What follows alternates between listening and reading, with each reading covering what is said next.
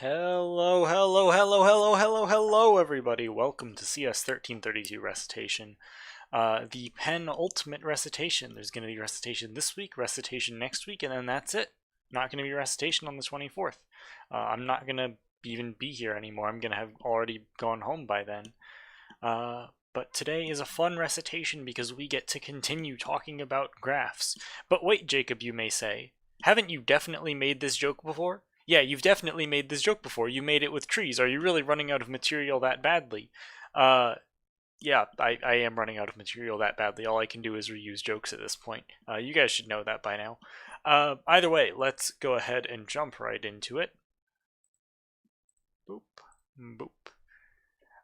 You say you wish my songs could play before the exam. It would relieve all anxiety. There's a playlist of all of the songs I've played before these recitations. You can just put that on before the exam starts. There's nothing stopping you. Obviously, during the exam, you probably shouldn't have it on in the background, but you can put it on during the exam. I can probably find the link to the playlist, but it's in an old announcement. Either way, let's go ahead and get started. Unfortunately, all of our spooky budget was spent last week, so this recitation isn't spooky anymore. We're a little bit tight on spooky funds here at 1332 in these harsh times. But normal recitation stuff. Homework 10 is due on the 20th of November. That is not this Friday, but the Friday afterward. It is your graph homework, so it's going to be most of the stuff we're talking about today, plus a little things from next week. Homework 11 doesn't exist. It can't hurt you. It's not real. Don't worry about it. Exam 3 is tomorrow. That's your final regular exam. Obviously, you have your actual final exam, but this is like the normal format you're used to. 6 a.m. to midnight time window. I was wrong about this for exam 2, but for exam 3 you definitely will have 3 sheets of scratch paper. I don't think you'll need all 3 sheets, just like I don't think you would have needed all of them for exam 2, but you do have them at your disposal if you need it. The practice exam answers are on Canvas, as is the worksheet. Today, we are going to do a brief introduction into graphs. I'll get more on that in a second. We're going to teach BFS 3 times, and by that I mean we'll talk about BFS, DFS, then Dijkstra's algorithm. And then we're going to do some exam review. Please, if you have questions for exam review, please hold on to them until the end. If you put them in the Q&A early on, they'll just kind of get cluttered up with the questions that people are actually asking about the current content, and it'll be harder for me to see them once I get to the end of recitation. So I will have plenty of time for exam review.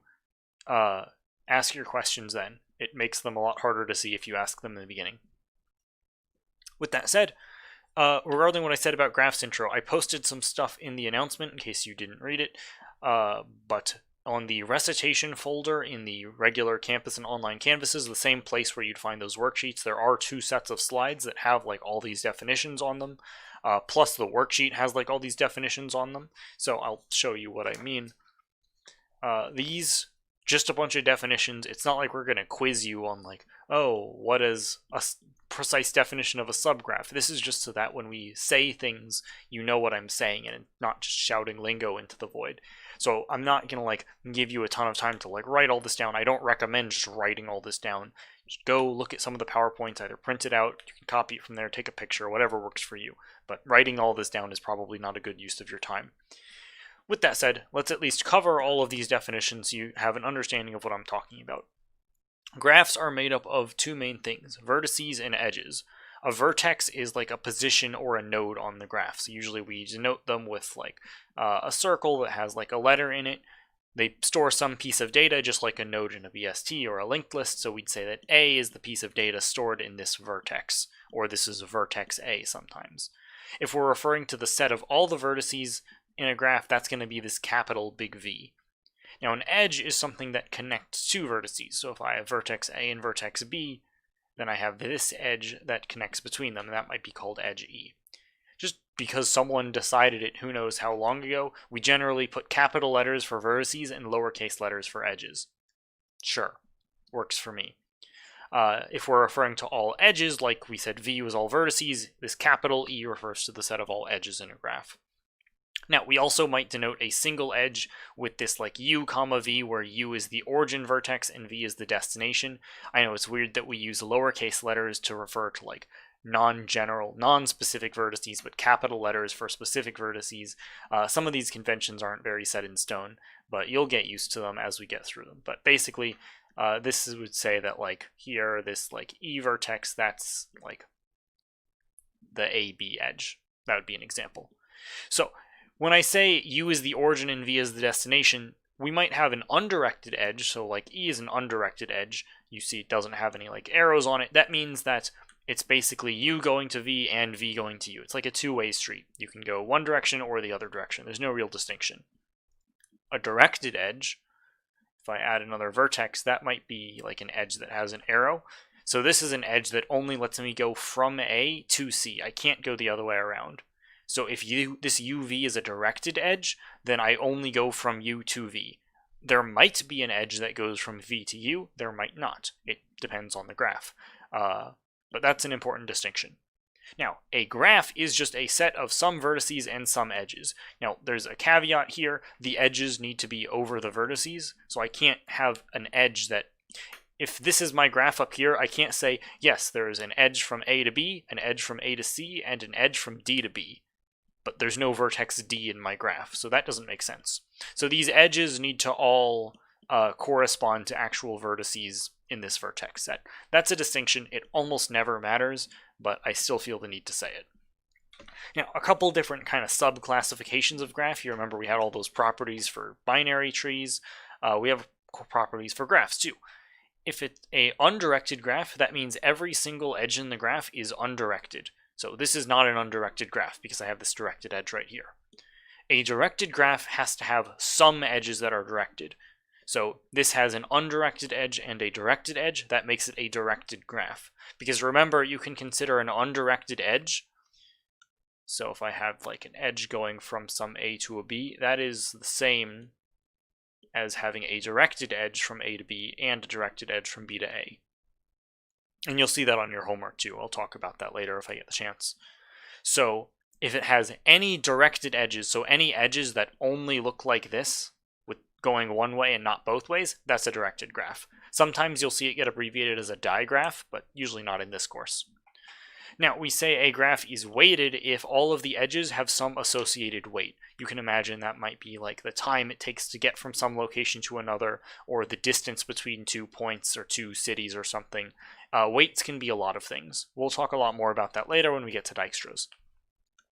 And we say a graph is connected if there's a path you can take, so you can follow some vertices from every edge to every other, from every vertex to every other vertex. And a graph is unconnected or disconnected if there are some vertices that you can't reach from others.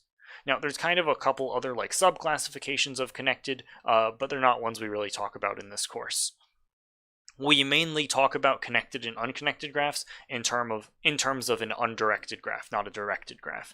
When you take CS1332, 10, or 11, you'll talk more about in terms of directed graphs, what does connected and unconnected mean. Now, other stuff, degree. For directed graphs, we like to talk about figuring out how many edges are connecting to some vertex. We say in degree are the number of edges coming into a vertex, out degree are the number of edges coming out of a vertex.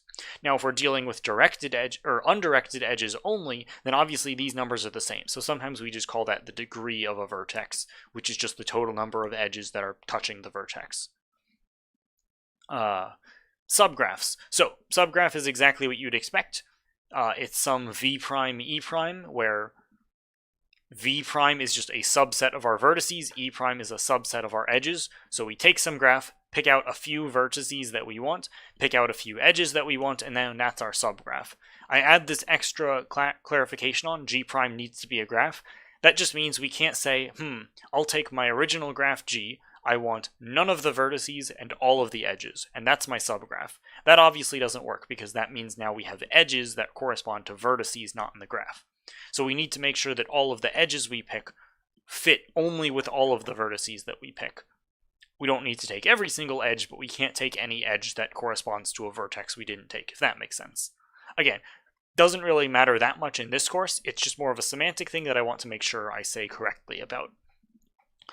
A cycle is a path through unique vertices that gets you back to where you started.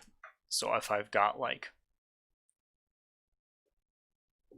here, I clearly have a cycle. I can start from A, go to B, go to C, then go back to A, and that gets me back where I started. I say unique vertices because here I could start from A. I don't know if unique vertices may have been the best way to word this. Let's see. The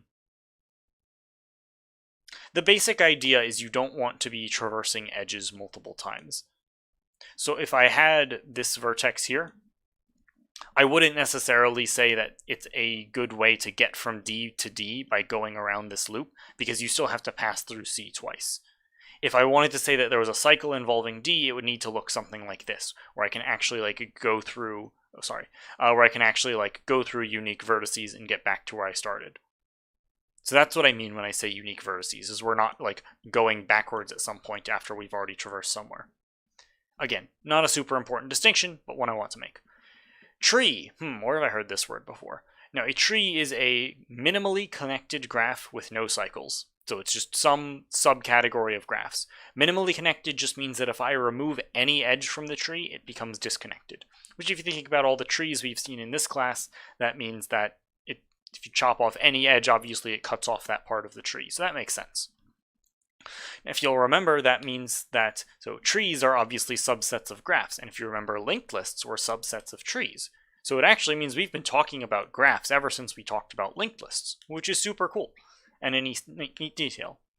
All right, again, if you need these definitions, they're on a bunch of slides we have, they're on the worksheet, so I'm not going to spend a lot of time on them. You can pause here if you want to, otherwise I'm going to go ahead and go on and start talking about our first algorithm of the day.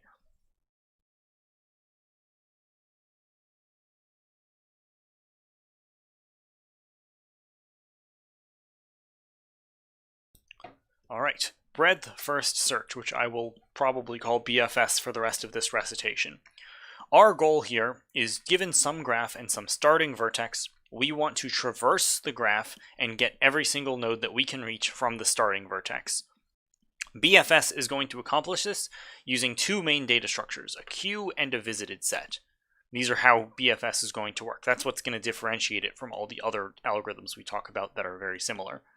And what we're going to do is we will return a list of every single vertex we visited in the order that we visited them in. So you'll see examples of exactly what I mean by that. It'll make more sense. One thing is that it seems weird to some people that this is called search when we're doing a traversal.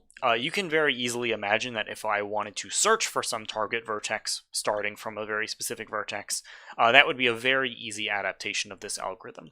But in this class in general, we're going to use it to traverse over the entire graph, not searching for a specific thing.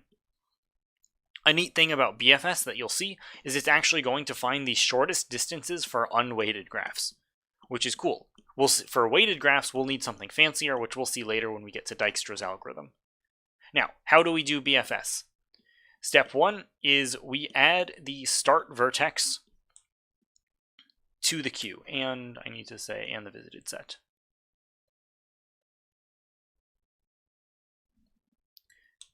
So we just have some queue, that regular queue, array queue, doubly linked list, which works like a queue, array deck. Any of those structures work as long as they implement queue. Array queue isn't its own Java class though. So probably just going to use a doubly linked list, java.util.linked list. Then our big loop is while not all vertices visited and the queue is not empty. So this condition is very easy. You can just do queue.size is not equal to 0. This condition, what you can do is something like visited set dot size is not equal to something like graph dot vertices dot size. Something like that. It's obviously going to be slightly different on your homework, but you get the idea. All we need to do is compare the size of our visited set to the size of the number of vertices we have in our graph. Remember, sometimes we call this V. So this whole number, sometimes we say the cardinality of V, or this V with the absolute value bars around the outside. That's sometimes a way we distinguish the number of vertices in our graph. So while we haven't visited every single vertex, and while our queue isn't empty, we're going to remove some vertex from the queue, and if that vertex isn't visited yet, we're going to visit it, and what I mean by visit it is we add it to that list because we need to have some list that we return that has all the vertices in the order we visited them.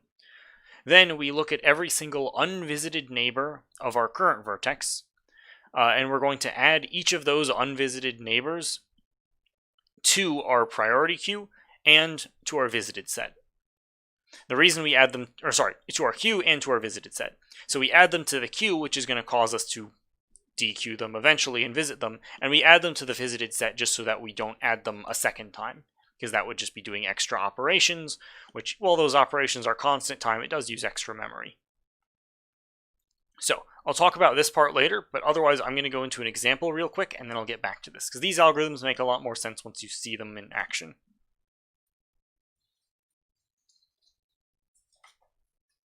So here's my graph. I'll give you guys a couple seconds if you want to draw out that graph for yourself. We're going to be starting from vertex A, and we're going to be performing breadth first search, which list is a little bit cut off the bottom of the page. So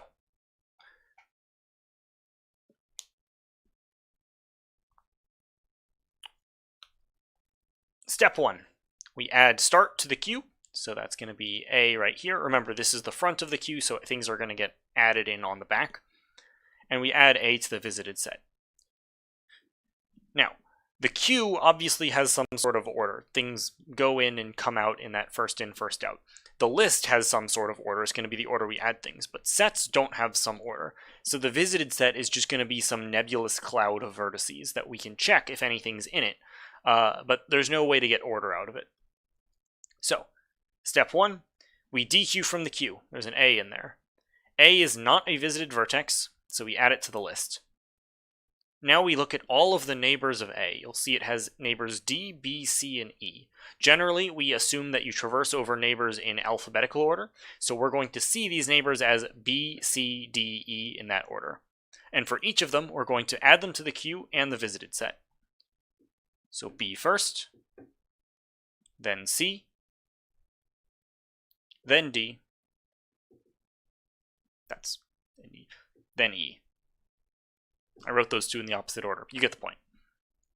Alright, and that's a loop iteration. Now we go again. We dequeue from the queue. B, it's not visited. Sorry, I need to make a correction. I changed some stuff last minute.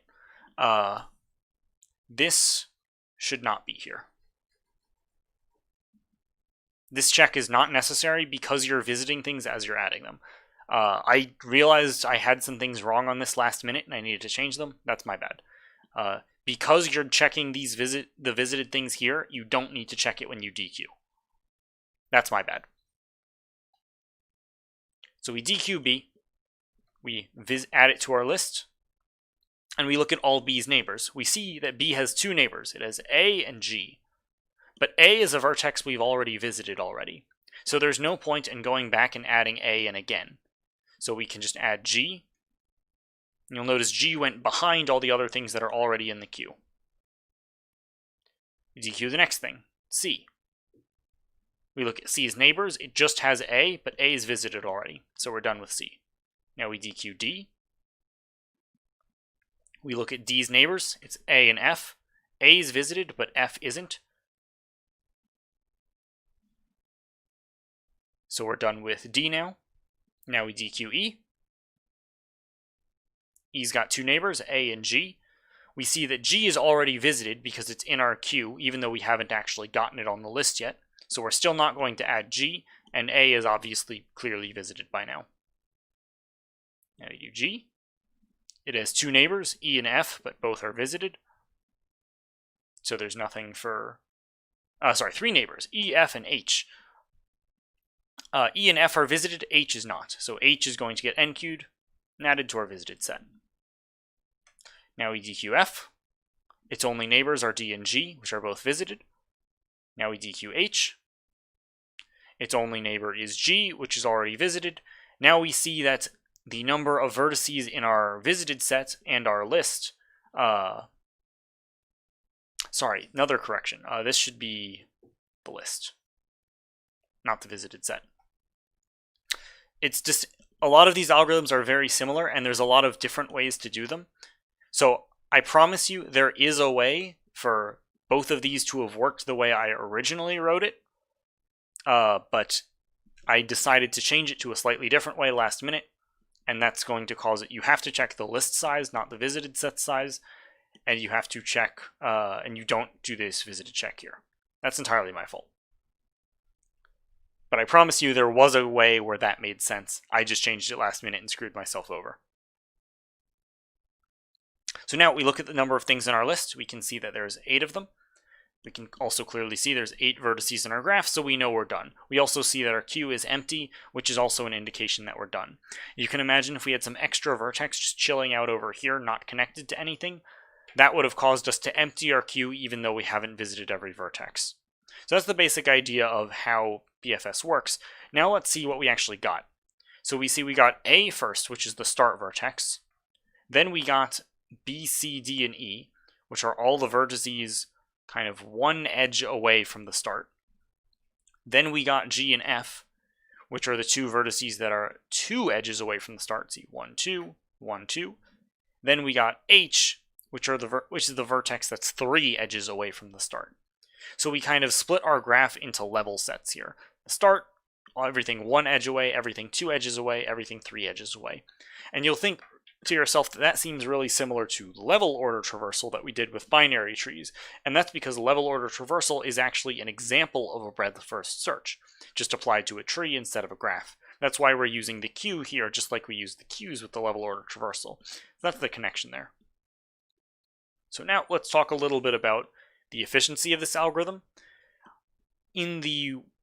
A lot of graph algorithms don't really have a best-worst average case, because a lot of what those cases are depends on the size of how many vertices we have and how many edges we have, and that almost always gets accounted for in our big O. So we don't need to specify like multiple different big O's. Everything kind of gets wrapped up in one description. And you can imagine that we obviously need to get to, in general cases, we need to get to every single vertex on the graph, and we usually consider every edge, because when we get to every vertex, we look at all of the edges that we're connecting to that vertex. So we say that our big O is the cardinality of V plus the cardinality of E. I'm going to generally drop saying the cardinality of.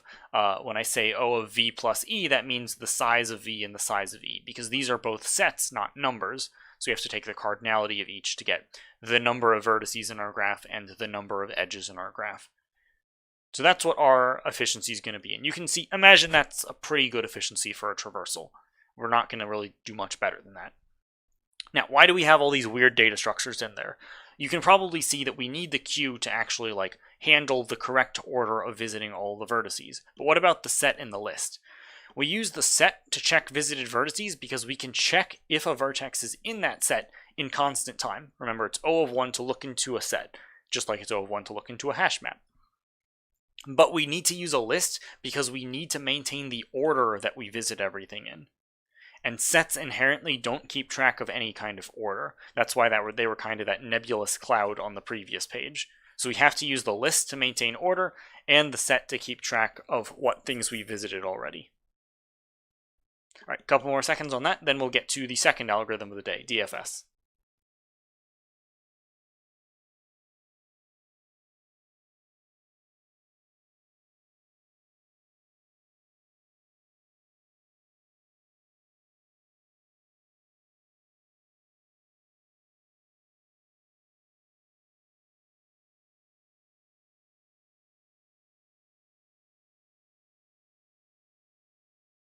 All right.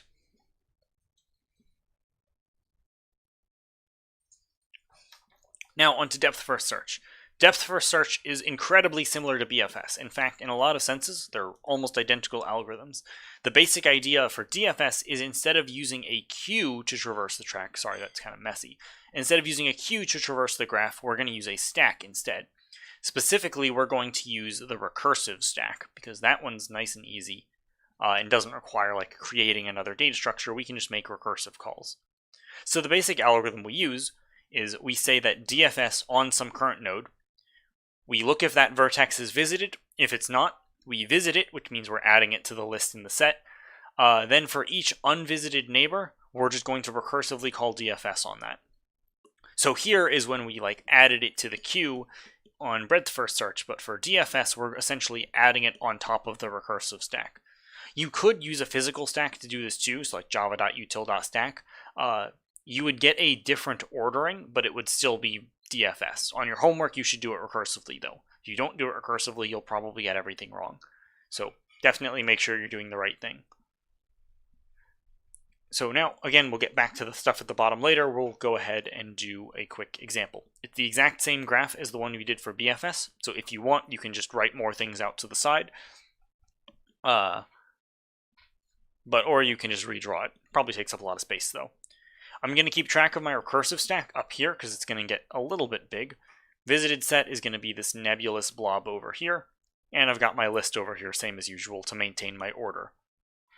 All right, step 1 is I call DFS on my start node. So make a recursive call on A. When I do that, A is not visited, so I add it to my visited set and my list. And I look at all of the connected nodes to A. Now I look at B. Remember, I'm going to look at them in alphabetical order. So I look at B. B is not visited, so I'm going to make a recursive call on B. So now we're on B's recursive call. We're not thinking about A anymore, we're thinking about B.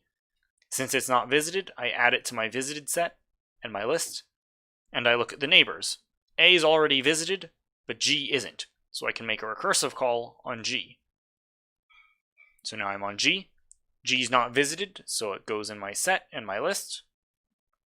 I look at its neighbors. I've got E, F, and H. Now, again, alphabetical order, so E first. It's not visited. So E is the next thing I make a recursive call on. It gets added to my visited set and my list.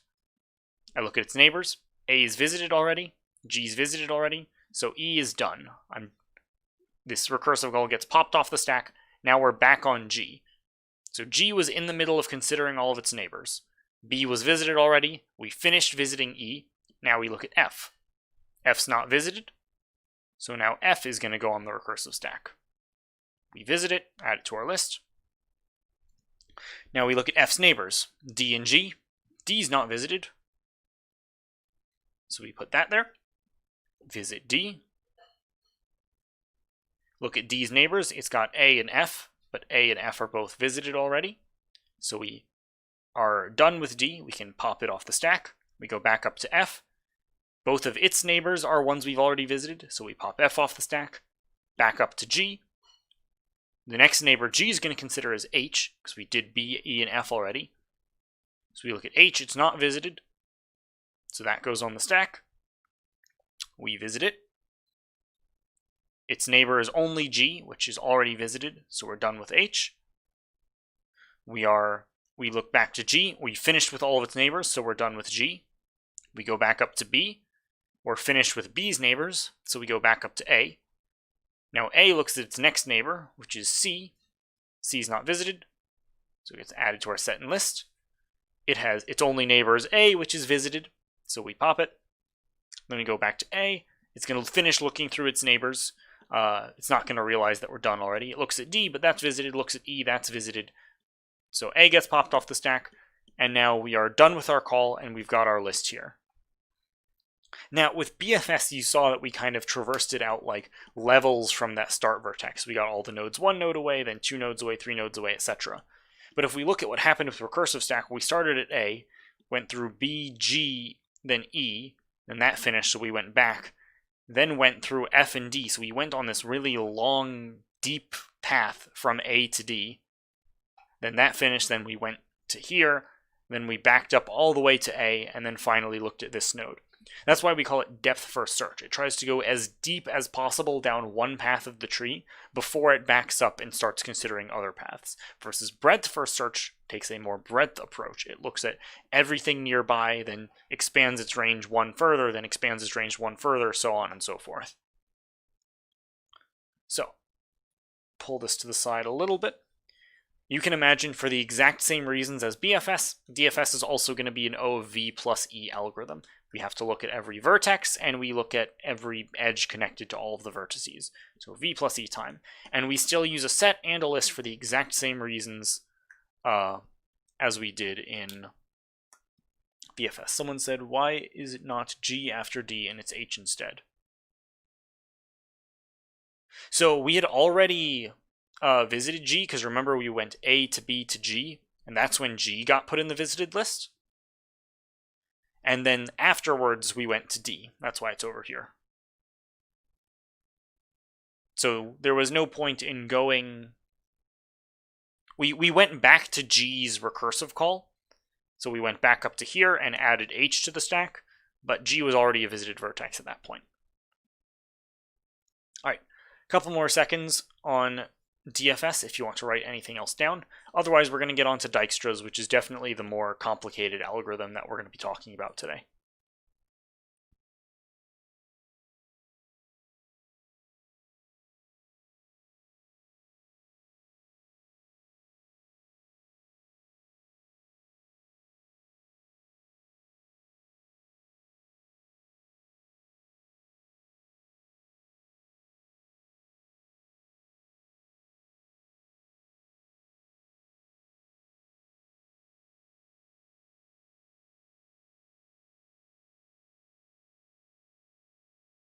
All right. Now we'll move on to Dijkstra's. I know there are a couple corrections I wanted to make to this that I realized last minute.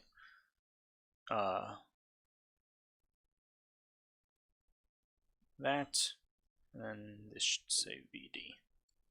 All right, Dijkstra's algorithm. Now, if we're dealing with an unweighted graph and we want to know the shortest distance between our start vertex and the other vertices, you can see that BFS does that quite nicely.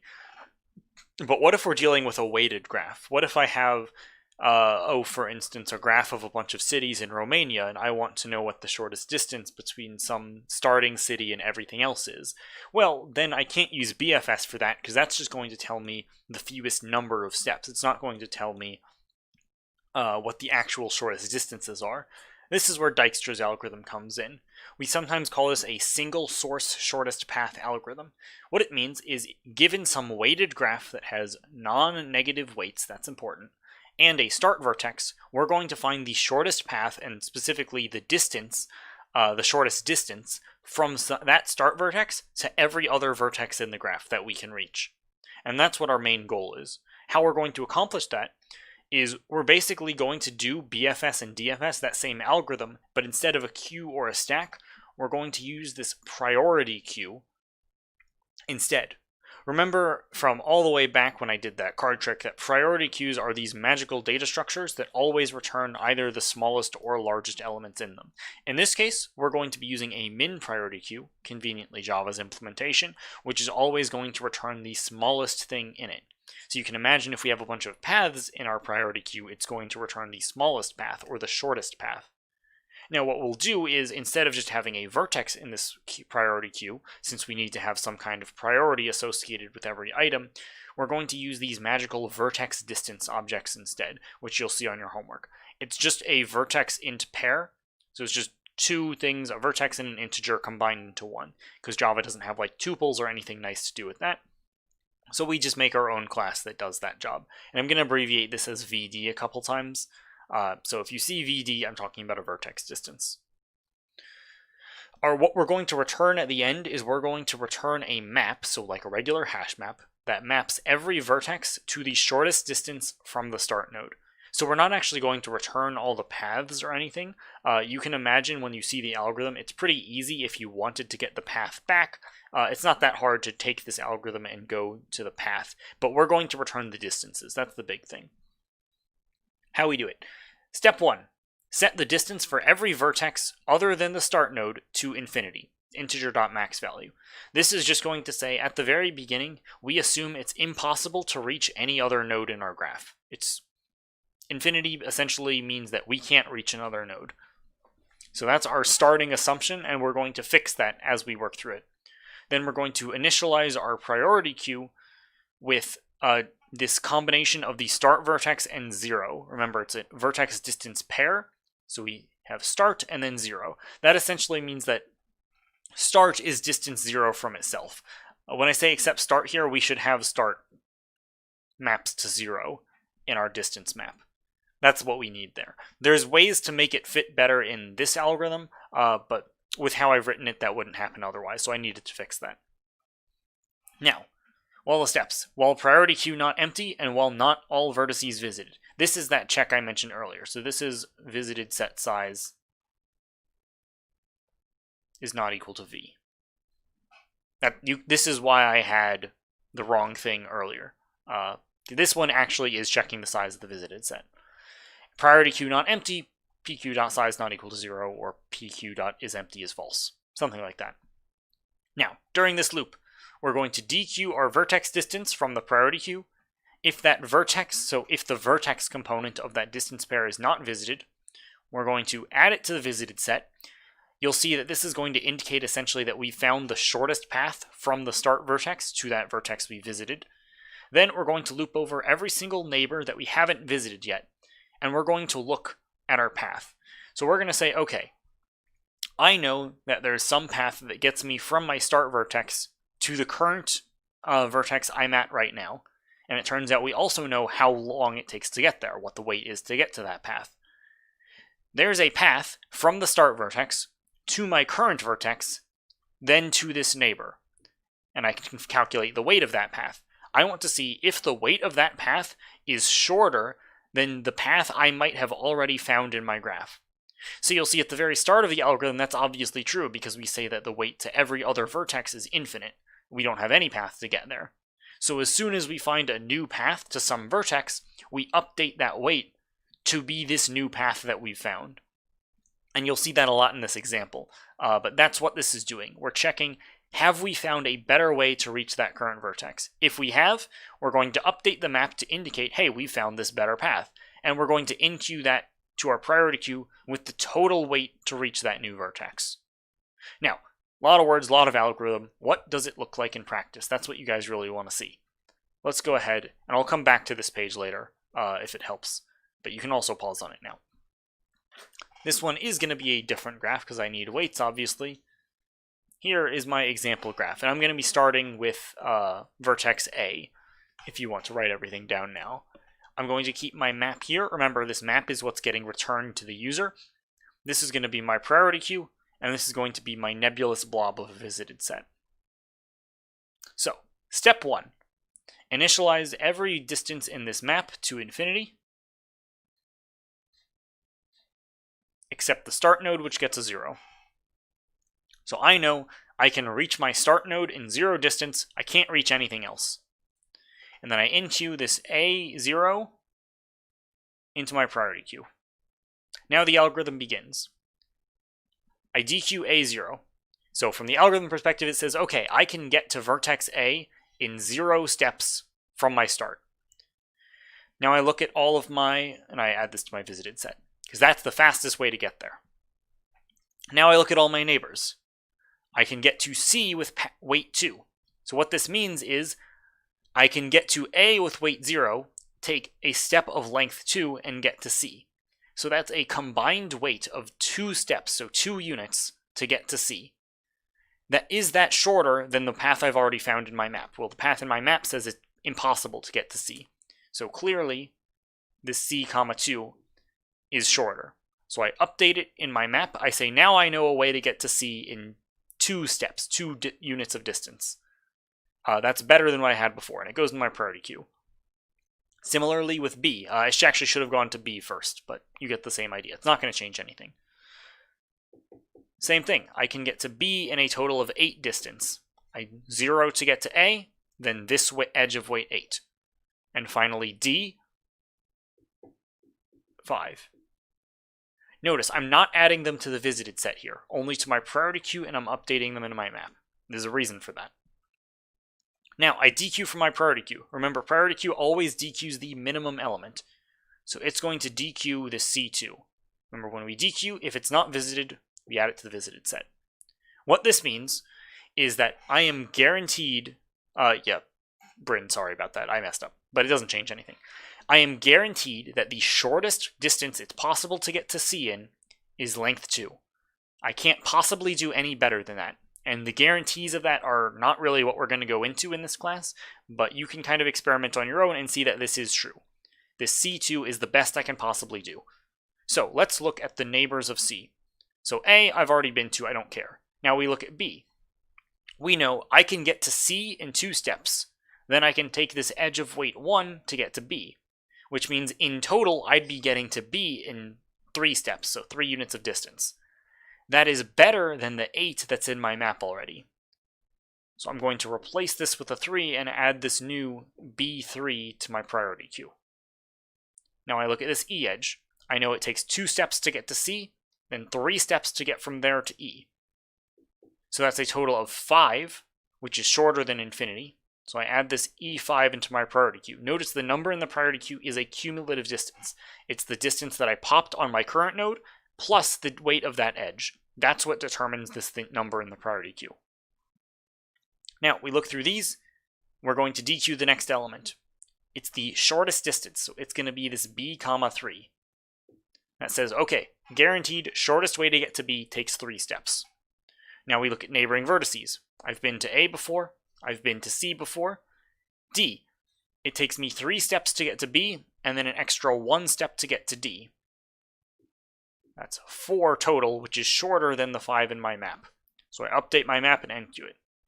Now this G7 takes me 3 steps to get to B, then 7 steps to get to G. That's 10 total, which is better than infinity, so I add this G10 to reflect that I've found a path to get to G that takes 10 steps.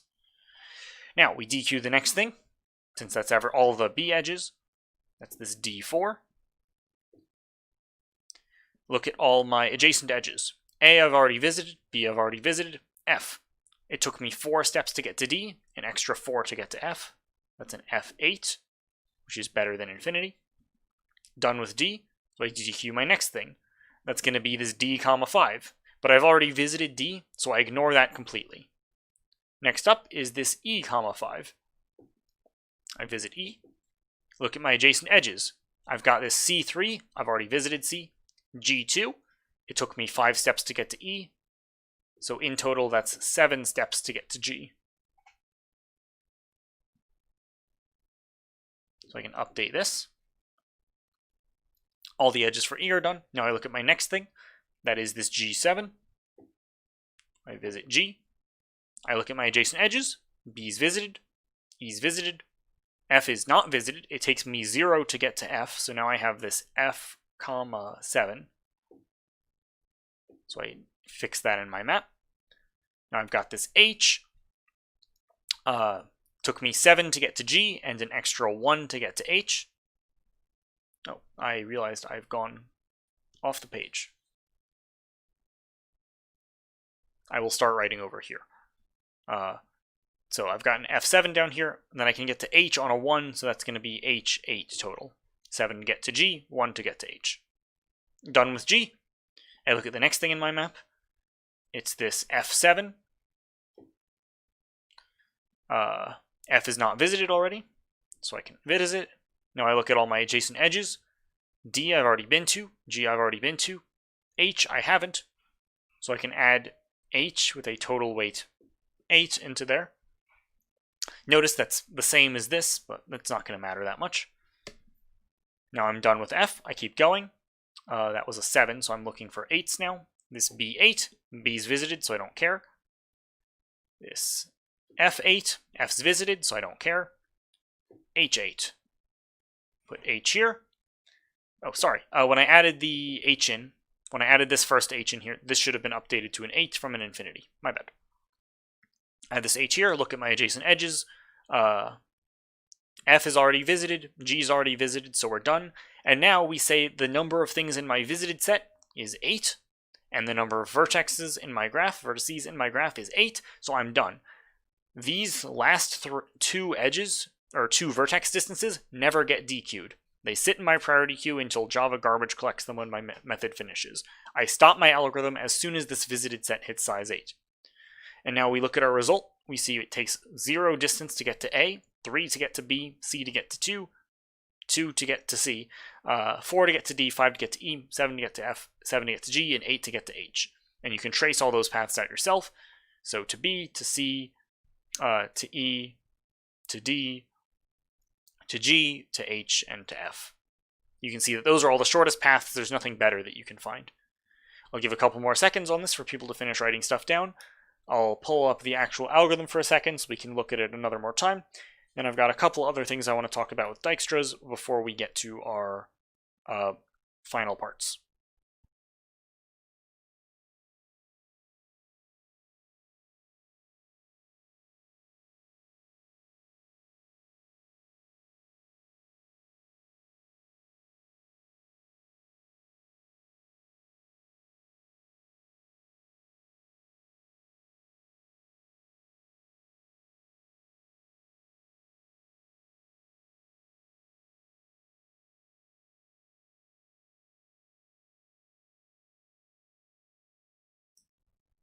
All right. Now, very quickly, just back to the algorithm so we can look at it. Remember, this first step, that's our initial assumption of saying, okay, I don't know how possibly I could get to any other vertex in my graph except my start vertex. I know I can get there in 0 steps. This is kind of the Kickstarter of Dijkstra's. We just add this start in so that we consider the start vertex first. This is our main loop that we're repeating over and over for Dijkstra's. This stopping condition is generally going to matter if the graph is disconnected, because then I'm going to empty our priority queue before I visit all the vertices, because it's impossible to visit every vertex. This condition is going to cause me to stop early if I do manage to visit every vertex. Then what we did is we took the smallest thing from our priority queue. If it wasn't a vertex we finalized already, we add it to the set to indicate that we found the shortest path to it. Then we look at all of the neighbors we haven't been to yet, and if the new path through this current vertex is shorter, we update our map and enqueue it to the priority queue with that total weight. Hopefully that makes sense. A couple more seconds, like actually just a few more seconds if you want to pause and take a picture, then we'll move on, because this was up before.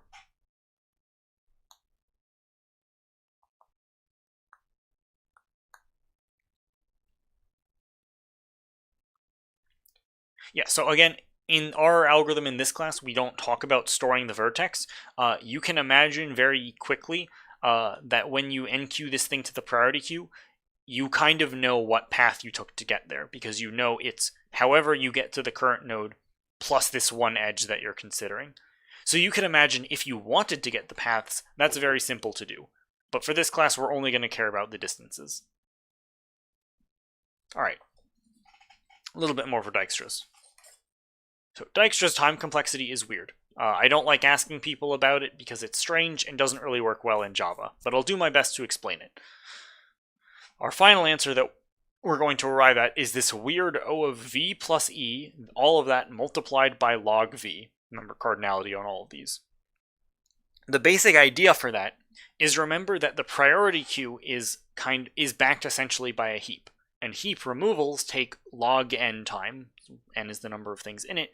They take logarithmic time to do a remove from, or an add to. Both of those operations take log time, amortized in the case of adds, but again, we're not really going to worry about that much here. The basic idea is I might have to enqueue every single edge in my graph. I might have to push, if that's a new shortest path, I might have to push that into my priority queue. So that's where I'm getting this e log v enqueues. And in general, whenever I dequeue a vertex, that's finalizing it as the shortest path to reach that vertex. I don't have to look at any other paths for that vertex. So in theory, I'm only doing roughly v log v dequeues. Now wait, you may ask, are you sure that this is supposed to be log v and not log e? The answer is yes, I'm very sure, and I'm going to talk about that next week. But for now, you'll just need to trust me that there's a reason that this is log v and not log e. The short answer is they're the same. But this is the basic idea of where this comes from. If this seems sketchy to you, and it seems like it really shouldn't be this, that's mostly just because of Java not having a very specific operation for a priority queue called decrement key. In theory, you'll talk about this a lot in like CS1332 and 11. This should be decrement key, not enqueue, and then this should still be dequeues. And in that case, it's very clear that this is E and V over here. But in Java, that doesn't really make sense that much. So we kind of do our best here. This is going to be like the sketchiest big O, though, that we talk about in this class. Now, I mentioned that Dijkstra's doesn't work for negative edge weights before. Specifically, I said that we needed to have a graph that had non-negative edge weights, so 0 or positive. What happens if we have negative edge weights? Well, if we look at this example here, Dijkstra's is going to say, okay, well, from A, the shortest vertex I can get to is to B and weight -2. Then I can get to D, then I'm comparing my path to D that takes -6 and my path to C that takes -1. The shorter of those, the lower number, is this path to D that takes -6. So it is okay. The shortest path from A to D is -6 going this way. But you may think, okay, well, no, that's wrong. The shortest path from A to D is down here, -1, then -8. So -9, right? Wrong. Shortest path is actually, what if I go from A, then to C, -1, then to D, -9, then to B, -13, -15, -16, -24. That's my shortest path. Wrong again, because I can just do that whole thing and then loop again and get to D. So what is the actual shortest path from A to D? What is the lowest weight to get from A to D? Well, it is step 1, loop around in the circle infinitely. Step 2, go to D.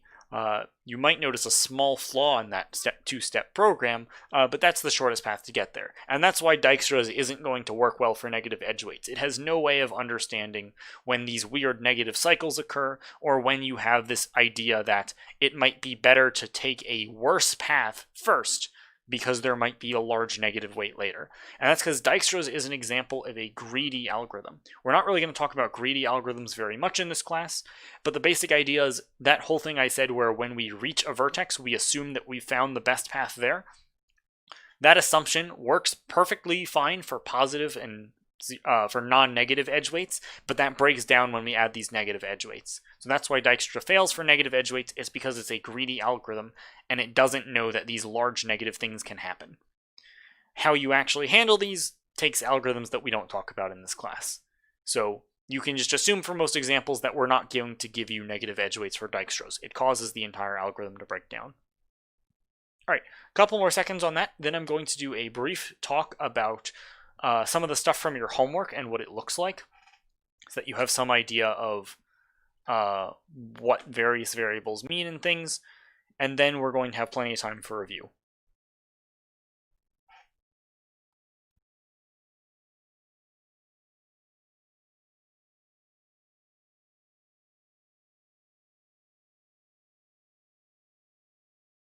All right, that's short, so I don't imagine people need much more time. So let's take a look at this. Definitely not something I think you really need to write down. You can just take a screenshot of this or just look and read along. This is not like some secret notes or anything that are going to help you exceed on the test. This is purely just for the sake of your homework. We've got a lot of classes that we give to you, and I just want to do a quick breakdown of some of the important ones you've seen and how they relate to the stuff we talked about today. So, just going down the list, we've got the edge. That represents just an edge in your graph. You've got these 3 main getter methods for your edge. You can get U, get V, get weight. U is your start vertex, V is your end vertex, weight is the weight of that given edge. Makes sense. Vertex, that should be exactly what you expect. It has some single vertex in the graph. You've got a get data method that tells you what the data stored in that vertex is. Vertex distance is that same thing I mentioned earlier. It's just a pair of a vertex and a distance. Really useful for Dijkstra's, since that algorithm needs to keep these distances associated with these edges, or with these vertices. You've got a get vertex method and a get distance method. It's exactly what you'd expect them to do. Graph, that's going to be the thing that gets passed into all your algorithms. It'll get passed in the graph. The big things we have is we have this vertex set, we have an edge list, and we have something called an adjacency list. So I didn't really talk about adjacency list representations. I think some of the slides talk about them. I recommend looking there. But this is how we actually figure out what edges exist and how they're connected to each vertex. The basic idea is this is a map from every vertex in the graph to a list of all of the vertices that it shares an edge with. So for example, on that Dijkstra's example I did earlier, we would have a map that maps with key A, and the output would be a list of vertices B, C, and D, all the edges that connected to A. Specifically, it gives you a list of vertex distances where each distance is the weight corresponding with that. So more specifically, it would be a list of b, 8, c, 2, and d, 5, because those were the 3 edges and their associated weights. So that is how you can get all of the adjacent vertices. So when I say look at every vertex adjacent to the vertex you dequeued, that's just going to be like adjacency map.get current vertex. Something simple like that. And remember, we can get this adjacency list from the graph with just doing like graph.getAdjList. We can get all the vertices in the graph with graph.getVertices. And that's useful because if we want to see if we visited every vertex in the graph, we can do graph.getVertices.size. So, main class you're implementing is this graph, or only class you're implementing is this graph algorithms class. This is what has BFS, DFS, Dijkstra's, and one other algorithm that we'll talk about next week. As we mentioned earlier, BFS and DFS are returning a list containing that traversal order, the order you looked at things. BFS has to create a queue to keep track of your traversal, a set to keep track of what you visited, and the list that you're returning. And you can use this graph.getAdjList.getCur. And that's going to be able to give you the neighboring vertices of some vertex you've looked at. For BFS and DFS, you don't need to care about the weights, but you'll get them anyway. DFS, very similar to BFS. It's just going to be recursive, which you need to create a helper method for. You can't just make the method itself recursive. You have to actually create a helper method. And it's going to be otherwise very similar to BFS. Dijkstra's, as I mentioned earlier, going to return that map going from that maps every vertex to its shortest distance from the start vertex. So it's that same map I was showing in my example. You initialize that map with 0 for the start vertex and max value for everything else. And you're going to be using these vertex distances a lot to keep track of cumulative weights. Priority queue works fine if you make it a priority queue of vertex distances. That will order them the exact way you expect. Remember, priority queue is just java.util.priorityQueue. And you still need that set to keep track of what vertices you visited. Alright. That's all the graph stuff. Again, I don't think you need to really write this page down. You can just screenshot it or pull it up later when you're doing your homework. So next up is going to be review. So I will go back to this page and I will start taking questions. So start asking them in the Q&A. I'll do my best to answer them. Unfortunately, we don't have a Kahoot for exam 3 review. Sorry about that. But I'll do my best to answer questions. Once we're out of those, I've got a brief card trick tutorial for you that's really simple to do.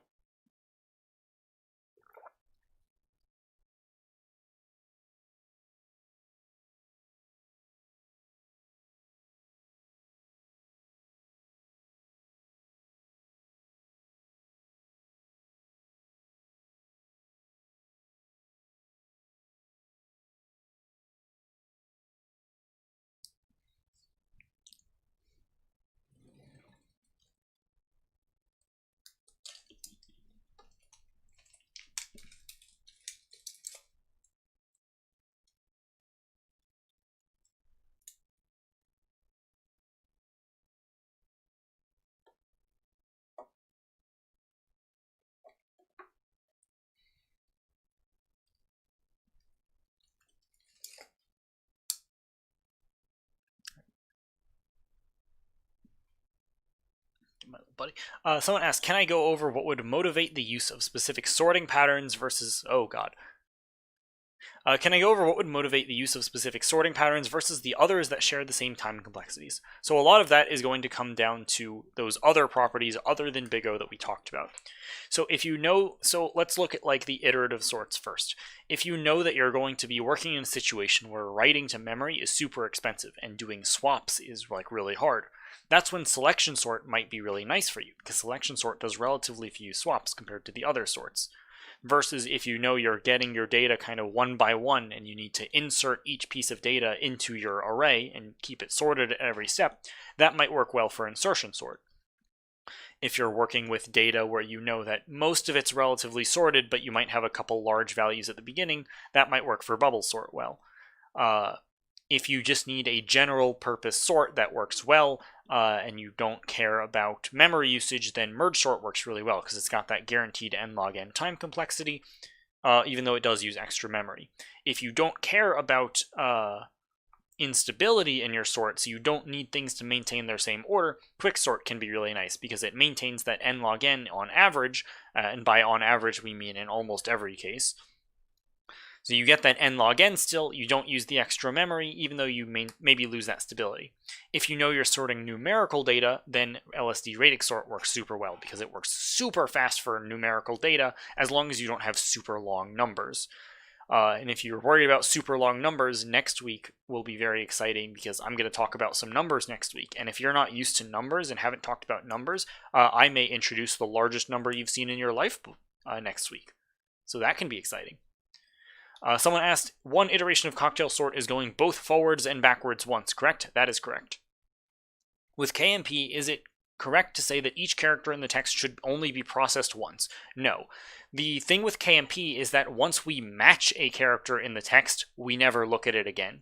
But we may mismatch with a character multiple times before either moving on or getting a successful match. But the basic idea is once we reach a character, we check that character once or multiple times, and as soon as we match it, then we move on. We also, if we mismatch at index 0 of our pattern with that character, we might also move on. Something like that. What do you think might trip us up the most? That would require telling you what's on the exam. It's hard to say. I know Marie mentioned graphs. Graphs aren't on this exam, so you don't need to worry about that for exam 3. You do need to worry about that for the final. Pattern matching algorithms tend to be sketchy for people because they don't necessarily, like, that's kind of the most recent thing. Maybe they just learned it. Maybe they don't know exactly how all the algorithms work. You don't have to code it, obviously, on this exam, but you should be generally familiar with what the algorithms are trying to do and how they work. Sort coding also tends to destroy people on this exam. Make sure you're actually familiar with how the sorts work, what they do, what each part of your code is actually accomplishing. If you just copied over all the sort code from pseudocode or from like slides and stuff, you might be in a rough spot on the exam. That kills people repeatedly semester after semester. They copy the pseudocode on their homework, they forget how the sorts work, and they have no idea how to do it on an exam. What is the best prep tool in your opinion? Very dependent on person. VizTool is very good for the algorithm section of the course because it shows you a lot of what's going on for the sorts and the pattern matching questions. But the practice exams we have on Canvas, the stuff in the reality checks, that's all super nice too. Very dependent on person. Is there a computable average case for a bean carp, or do we not bother because it depends so heavily on the hash function? We generally assume on average that hash functions are good. So we can say that our average is still O of m, or O of m plus n, where on average we don't need to do many comparisons for each character because we're just kind of rolling through the pattern. Worst case is assuming that hash is bad, but we assume that our hash is good in Rabin Carp and we don't get many collisions of different texts. When we say the Boyer-Moore is better for large alphabets, what does the alphabet refer to? Is it the length of the pattern or the number of different letters in the pattern? It refers to what possible letters the text in the pattern can contain. So if I'm working in DNA sequencing, then my alphabet is the letters A, C, T, and G. Those are the only things in my alphabet. If I'm looking through a book, then my alphabet is A through Z, lowercase, A through Z, capital, all the various punctuation, maybe other like accented letters depending on what things are in my book. So that would be a large alphabet. So there's a lot of different things versus DNA is a small alphabet. Is the only way merge is stable is when you take from the left subarray? Yes, when we find duplicate elements, so when we compare the leftmost element of our two subarrays and we take the left one when they're equal, that is what maintains our stability. If we took from the right one, it would make it unstable. It would, in fact, in general, reverse the order of all of our duplicates, I believe. When would we use bubble over cocktail? If we know that we're dealing with a situation where we only have large elements at the beginning and we don't have small elements at the end, then we don't really get any advantage out of using cocktail shaker sort, and we can just use bubble sort to accomplish the same thing. When does the best case of quicksort happen? If you pick the exact median value every time. I know Grant said middle value. I want to specify middle means median, so middle in terms of if it was sorted, not like the middle index. If we pick the median value every single time, it perfectly divides our array in half every single partition iteration. But on average, we get something close to that anyway, so it doesn't make it significantly better. Why do we have to swap the pivot to the front of the array when performing quicksort? It basically just gets it out of the way, so we can only look at all of the numbers other than the pivot and basically put them in categories of either smaller than pivot or bigger than pivot. if the pivot was just kind of sitting in the middle of the array while we're trying to do that, it would basically just get in the way. So we just swap it to the beginning, put it out of the way. You could swap it to the end in theory. It would mean that after you're done, you swap the pivot with index I instead of index j. But in this class, we swap it to the beginning and swap with j, and that's more common. Can I explain the different scenarios of different pattern matching methods and sorting methods? I think I explained the sorting methods decently earlier. Pattern matching, Boyer-Moore works well for large alphabets, and in general, you work generally with large alphabets, text on like a Wikipedia page, or like words in a book. But if you're working in specific situations that have very small alphabets, like searching for number sequences in pi, or searching for like genome sequences in DNA, that works better with KMP, because KMP not only works well with huge pieces of text that you're getting in character at a time, but it works well with these small alphabets where you have a lot of repetition. How do you practice for coding questions for the test? Look through your homework code, make sure that you understand what each line is actually doing. So don't just think about, oh, I have this line followed by this line followed by this line. Think, okay, why is this line here? Why does it matter? Why does this line need to be before these other things? Make sure you can rewrite your code out by hand. That helps a lot of people, even though you don't actually have to write code by hand on this test, you're still typing it. That still helps a lot of people. That is a question I already answered.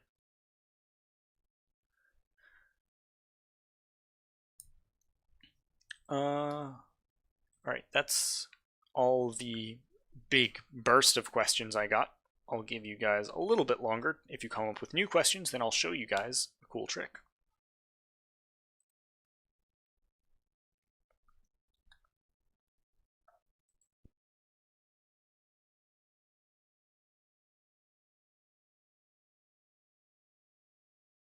I muted myself, sorry. I didn't actually get to answering anything though.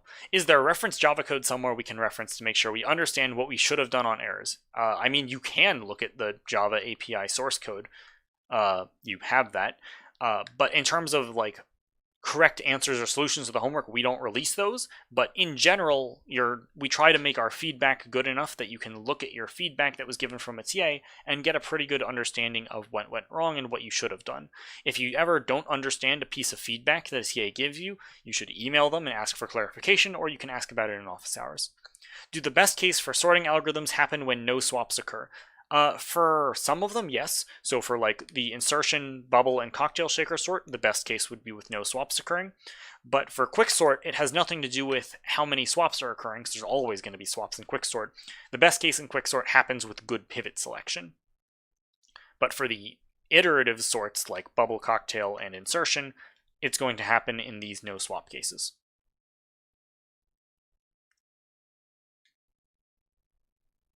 Also, huge help to all my TAs that are helping me out answering a lot of these questions, either before or after I get to them, just making sure that you've got another source of the answer and it's easy to look back on in case you miss my answer or I'm talking too fast. Another new question, 2-4 tree, add and remove big O just accounts for the log n of finding it, transfers and fusions are O of 1. That's exactly correct. Good job. Thank you, Jacob, and all the TAs once again. Good luck on your exam tomorrow, everyone. And is there a situation where Rabin-Karp performs better than KMP and Boyer-Moore? Yes. So, Boyer-Moore, remember, in the worst case, can have these really degenerate brute force things that happen where you mismatch on that first character every single time. And Rabin-Karp, if you don't have a repetitive pattern, might just like repeatedly check characters at the beginning, maybe succeed, maybe fail, and just kind of move along without really any information happening. But Rabin-Karp, since these hashes in general aren't going to have collisions, even if there's similar like pattern structures, even if there's like similar characters that appear in our text and pattern, that still isn't necessarily going to create equal hashes if we use hashes like we discussed for the homework.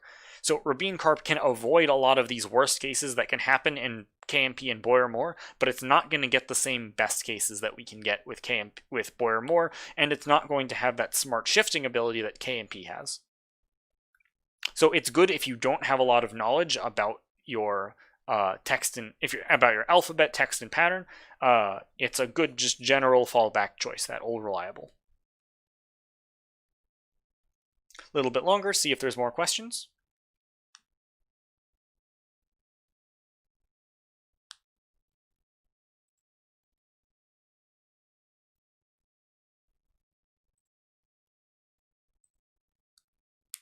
What is the worst case big O for K and P? Oh, the M plus N.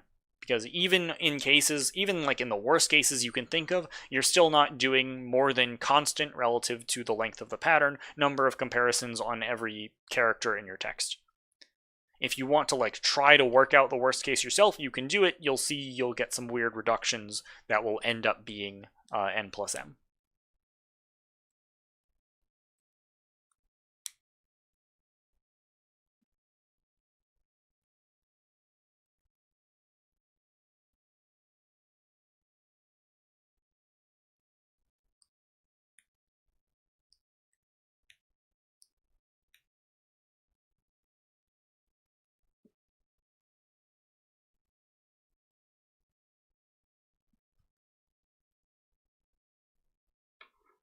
All right, I think the questions are trickling down a bit. I'll make sure I keep that tab open in case new questions get asked, but otherwise,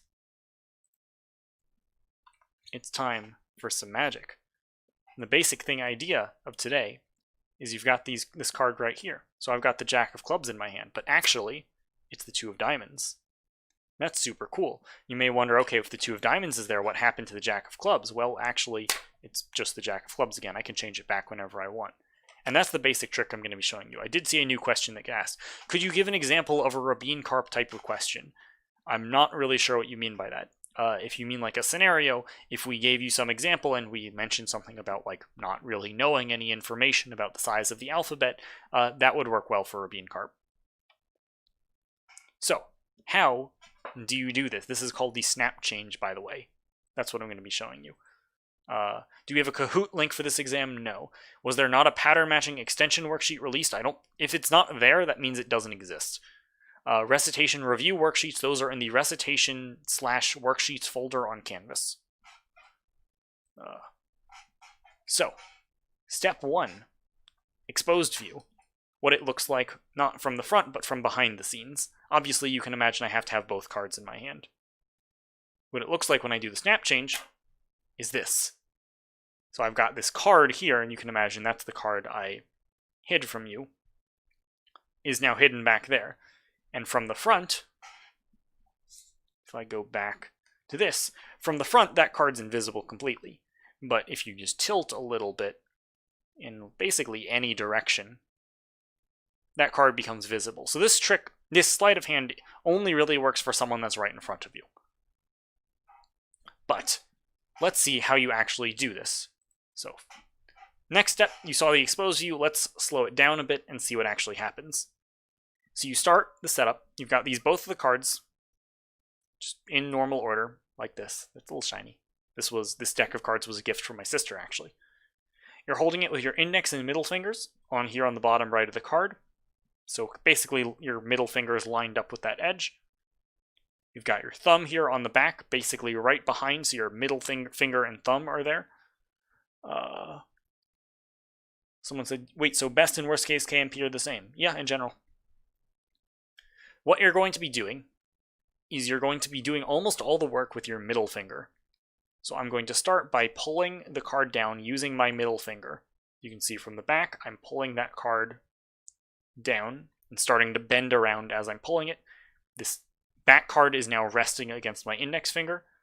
Now is when I need to go from the switch to, instead of holding this back card between my thumb and my two fingers, I'm going to be holding it just between my thumb and my index finger, just by pulling this card around and pulling it all the way behind the other card. So I can do that a few more times. You're pulling the card around just behind the other card. All that work's being done with your middle finger. The thumb is just there. The important thing is that you go from basically a tight grip at the start, you loosen your grip slightly. So I'm not holding the cards as tight as I were now. You can see there's a little bit of like flex on them more. Then as soon as I get this card behind this other card, you retighten your grip on this card. So now it's more of a tight grip. And you see I'm basically just chucking this other card. You can see when you slide it along your thumb, it basically just gets tucked in right in between your thumb and middle finger. So just again in slow motion and at full speed. Now, you may wonder why is it called the snap change, and why when people do this do they do it something like that, where they kind of like hit the cards like that, or maybe they do something fancy like ooh. The main reason for that is if you don't do that, so if I do this trick just and I drop the card completely, that always happens, especially with like slippery cards. It's a little bit easier to actually see what's going on, but when you do another motion associated with it, that can provide, even unconsciously, a brief moment of distraction and make it a little bit harder to notice what's going on, and a little bit harder to see the trick. Unfortunately, now you're stuck in the most awkward situation after doing a snap change, which is, I've got this card here. If I move at all in any direction that isn't straight backwards, then what do I do? Because they're going to see my card. And I only really have one